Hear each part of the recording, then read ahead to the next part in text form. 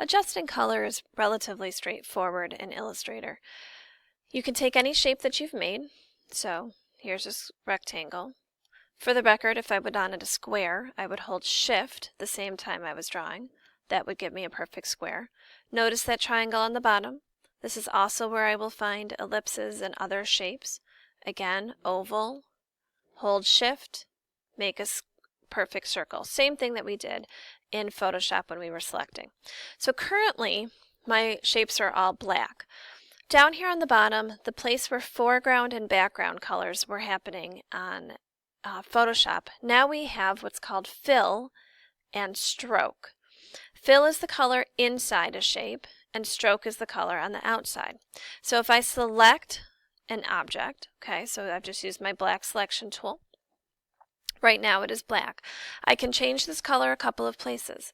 I can grab from a swatch and just select whatever color I want, and it will change it. Okay.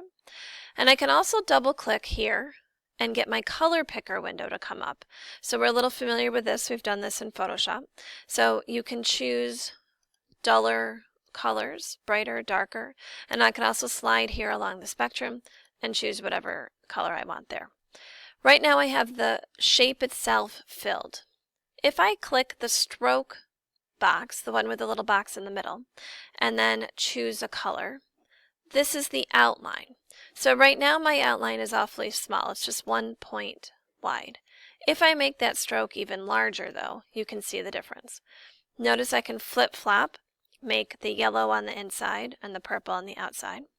And again, I can double click and open the color picker window here as well and choose another color. And that's really all there is to that. So to change a color of anything else, you just select it, choose which piece you want to change, whether it is the stroke or whether it's the fill. The fill is the inside, the stroke is the outside.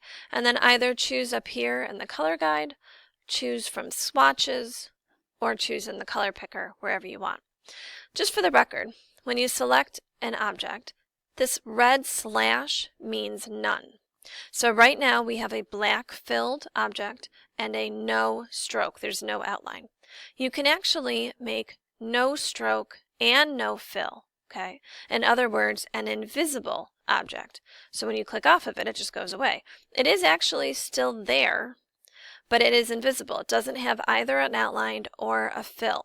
So you do want to make sure and pay attention to when you are creating your objects that you're not making invisible things. That can be a little cranky. And we'll talk about how to deal with gradients in a moment, but that is the basics of how to create color in Illustrator.